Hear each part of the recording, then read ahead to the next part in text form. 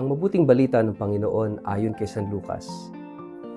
Naroon din sa templo ang isang propetang babae na ang pangalan ay Ana, anak ni Phanuel, at mula sa lipi ni Asher. Siya'y napakatanda na.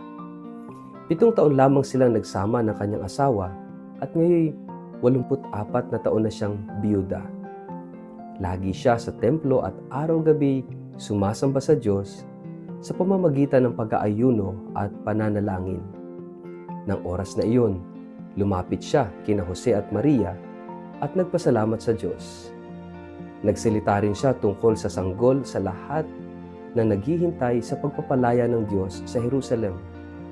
Nang maisagawa na nila ang lahat ng ayon sa itinakda ng kautusan ng Panginoon, umuwi na sila sa bayan ng Nazareth sa Galilea. Ang batay lumaking malusog, puspos ng karunungan at kalugod-lugod sa Diyos. Ang mabuting balita ng Panginoon. Word of the day, hear what God has to say.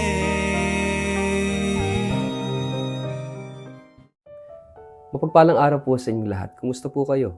Ang ating word of the day ay waiting. Ang panahon ng Kapaskuhan ay puno ng kagalakan, puno ng liwanag at puno ng damdaming tila walang hintong pagdiriwang. Ngunit sa likod ng kasayahan ng panahon ay may paanyayang mas malalim. Isang karanasang hindi agad-agad sumisigaw ng ingay kundi isang paanyaya ng katahimikan. Ang paghihintay, waiting. Sa ating ebanghelyo ngayon, ipinakikilala sa atin ang propetesang si Ana, isang babae na sa unang tingin ay tila wala ng puwang sa kasaysayan.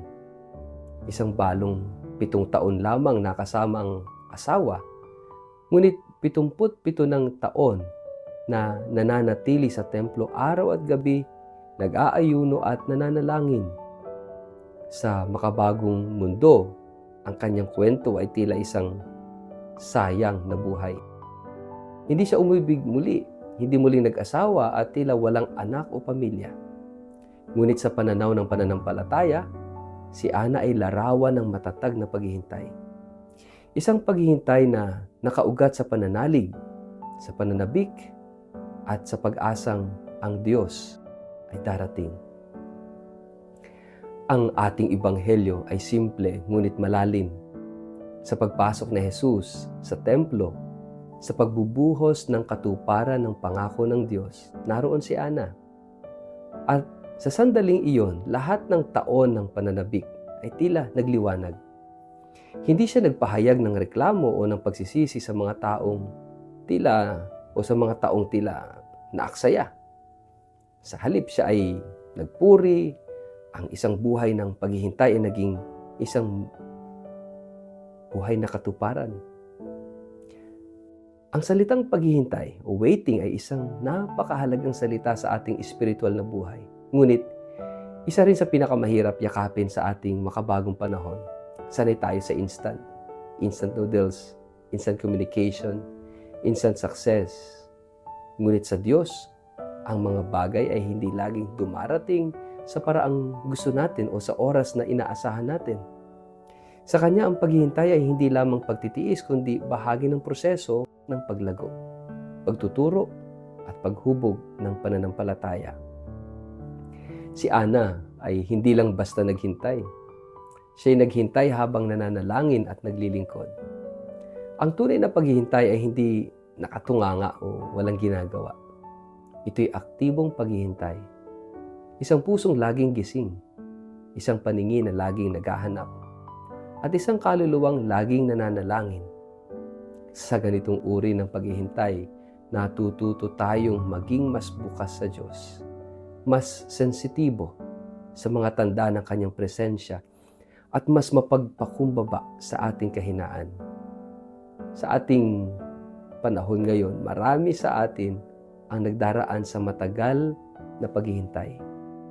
Paghihintay ng kagalingan, paghihintay ng kapatawaran, paghihintay ng liwanag sa gitna ng dilim, paghihintay ng bagong pagkakataon, paghihintay ng taong matagal nang ipinagdarasal. Tulad ni Ana, maaring tumagal ito ng maraming taon, ngunit gaya rin niya sa tamang panahon ng Diyos. Ang katuparan ay darating, hindi agad-agad, ngunit palagi eksakto sa tamang oras ng biyaya. Ang oktawa ng Pasko ay hindi lamang extension ng araw ng Pasko. Ito ay espiritual na pag-uunat ng kagalakan upang tayo ay lumalim sa kahulugan ng pagkakatawang tao. Sa pamamagitan ni Ana, natututo tayong hindi lahat ng biyaya ay makukuha sa isang sulyap. Ang Diyos ay dumarating sa gitna ng mahabang paghihintay. At kapag dumating siya, tulad ng ginawa ni Ana, ang tugon natin ay pasasalamat. Magandang magtanong tayo sa ating mga sarili, ano yung matagal ko nang hinihintay sa Diyos? Paano natin hinaharap ang paghihintay? Na may pananampalataya o may pagkabigo? May ginagawa ba tayo upang maging bukas at handa sa biyaya ng kanyang pagdating? Sa ngalan ng Ama at ng Anak at ng Espiritu Santo, Amen. Panginoong Jesus, sa katahimikan ng templo ay ipinakita mo sa amin ang halaga ng taimtim na paghihintay. Tulad ni Ana, turuan mo kaming maging matyaga, mapagdasal, mapanalangin at bukas sa iyong pagdating. Sa mga panahong tila wala kaming nararamdaman, paalalahanan mo kami na ikaw ay tapat sa iyong pangako. At sa tamang oras, patatagin mo ang aming puso na tumanggap ng iyong liwanag. Amen. Pagpalain po kayo't ingatan ng makapangyarihang Diyos, Ama at Anak at Espiritu Santo. Amen.